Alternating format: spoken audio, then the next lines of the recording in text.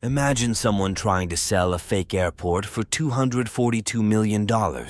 It's pretty unbelievable, right? Well, this kind of thing happens in spam emails quite a bit, especially from Nigeria. You might get an email from someone claiming to be a prince, doctor, or bank manager. They'll tell you there's a lot of money they need your help with, and you'll get a big share of it. The catch is, you have to send them some money first to prove your bank account is legit before they send you millions. This scam has been around since email started, but today we'll talk about an even bigger scam from before the internet. In 1995, the manager of a Brazilian bank got a call from Nigeria.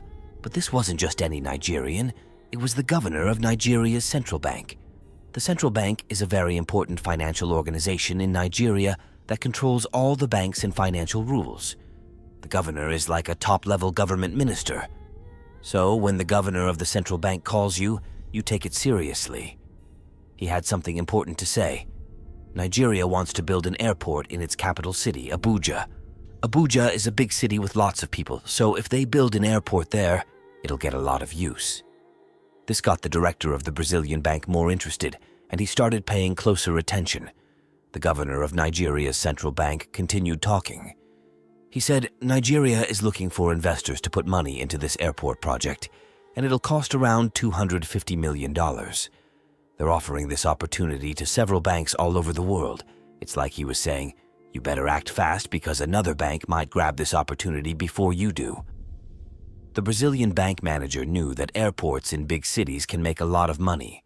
An average-sized airport can earn back the initial $250 million investment in just a year or two.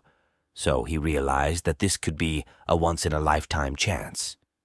As he was thinking about it, the governor of Nigeria's central bank interrupted his thoughts and said, "Oh, and by the way, if you go along with this, you'll get a special bonus of $10 million just because you're the bank manager."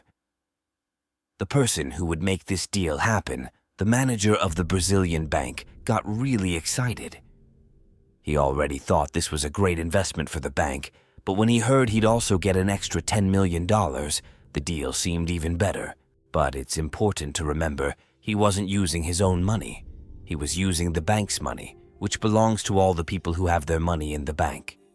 Still, he didn't seem to care too much. After some discussions, he agreed with the governor of the Nigerian bank to take on this investment opportunity and started the process. Now, here's the twist. The director of the Brazilian bank didn't know he was talking to the governor of the Central Bank of Nigeria. He was actually talking to a guy named Emmanuel Nodi. Emmanuel had no business building an airport. There wasn't even a real airport project. This whole thing was a big lie. So, who is Emmanuel, and how did he plan to pull off this huge scam? Emmanuel Nodi was also a bank manager in Nigeria.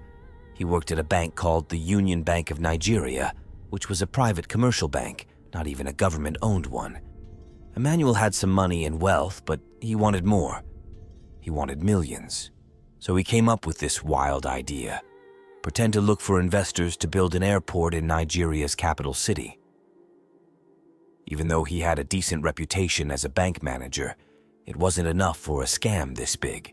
He needed a stronger reputation, so he decided to impersonate the governor of the Central Bank of Nigeria, whose name was Paul Akuma. Emmanuel's plan had to be solid. He gathered a team of 5 people who knew the banking and financial systems inside and out, just like him. They all worked in the banking sector, so they understood how banks operated in Nigeria and internationally. Plus, they had personal and private information about influential people in the financial sector, which made it easier for them to impersonate these important figures. Their first step was to send faxes to various commercial banks worldwide. They crafted a letter written in an official and professional way, making it seem like it came from a high-ranking official named Touristia William. This person supposedly worked in the Nigerian Ministry of Aviation, an important position. But in reality, Touristia William didn't exist. The key point in this letter was that the Nigerian Ministry of Aviation was seeking investments for a big airport project in Abuja, the capital city.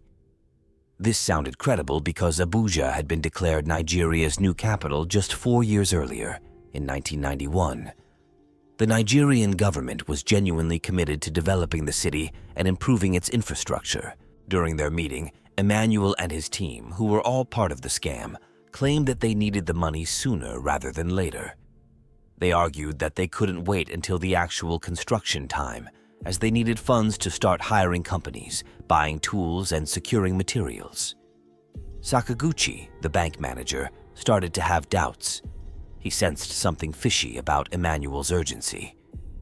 Emmanuel pressured Sakaguchi, saying that if they didn't start getting money now, the project couldn't proceed as planned.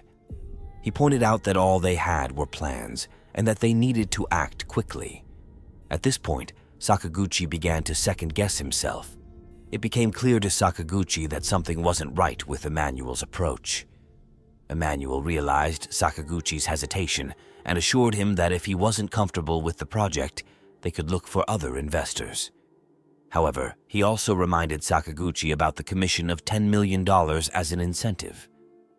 Sakaguchi didn't want to lose out on such a lucrative opportunity, so he decided to proceed, even though he wasn't entirely comfortable.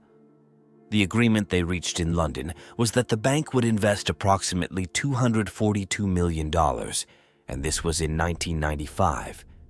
In today's terms, this amount is roughly equivalent to $413 million, a substantial sum.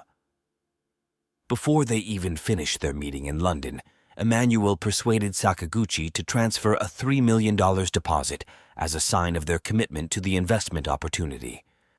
Under pressure and eager to seize this opportunity, Sakaguchi complied, unknowingly falling deeper into the scam.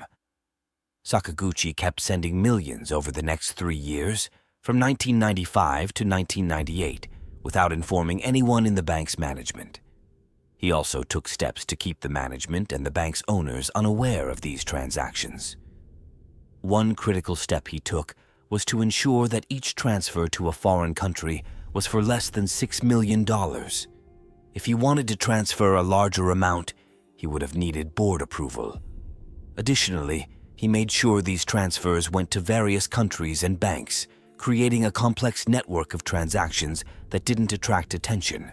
The Spanish Santander Bank and the Brazilian Noroeste Bank formed a board to thoroughly examine all the details needed to assess the value of Noroeste Bank. To their surprise, they discovered that about a third of Noroeste's capital was missing, amounting to hundreds of millions of dollars. The bank's manager, Nelson Sakaguchi, was summoned by the board of directors to explain what had happened in the past 3 years. Sakaguchi admitted that he had entered into a massive investment deal with the Nigerian government to build an airport in the capital city, Abuja. He disclosed that he had transferred a total of $242 million over the past 3 years without the knowledge of the board of directors. The bank was taken aback by this revelation because Sakaguchi had faithfully managed the bank for 14 years, and his decision to make such a significant move without informing them seemed highly suspicious. In response to Sakaguchi's confession, an investigation committee was formed to trace the complex network of money transfers to various countries and banks. However, all paths eventually led to Nigeria. The problem was that Nigeria didn't have robust financial regulations, making it challenging to ascertain the true identities of the recipients of the money. The investigation dragged on until Western banks, primarily Swiss banks, pressured Nigerian banks to cooperate. Under this pressure, Nigerian banks began cooperating with the investigation and revealed the identities of the account owners. Emmanuel and his crew were identified, but they faced a significant problem. Nigeria lacked laws against financial fraud, and Emmanuel and his group remained free in Nigeria, seemingly immune to Western attempts to arrest or investigate them. Eventually, the Brazilian Noroeste Bank was sold to the Spanish Santander Bank, but the acquisition was completed at a much lower value than the actual worth due to the missing funds.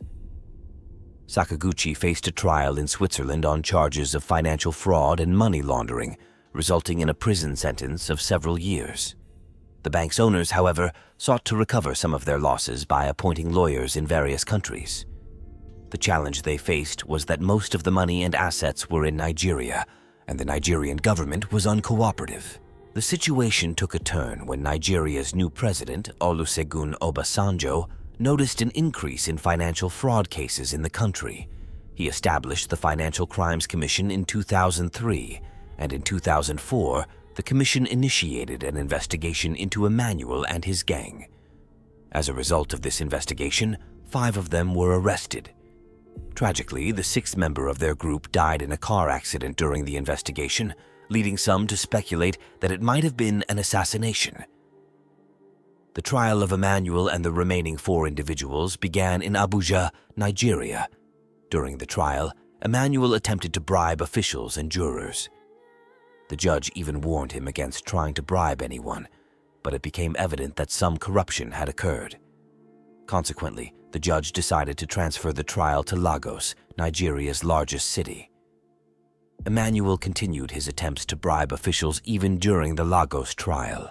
He tried to reach the head of the Financial Crimes Commission, but failed, resulting in an additional charge of attempted bribery. At one point during the trial, a bomb threat was reported in the courtroom, leading to a temporary evacuation. However, it was later determined to be a false threat. It was believed to be an attempt by Emmanuel to escape, but it ultimately failed. Throughout the trial, there were negotiations with Emmanuel to recover the stolen money in exchange for a reduced sentence. Initially, he offered to return $10 million, but the prosecution demanded at least $80 million. Eventually, they settled on a sum of $40 million, and this became the condition for a reduced sentence. In a surprising twist, the court presented an unexpected witness, Nelson Sakaguchi, the former bank manager of Noroeste Bank.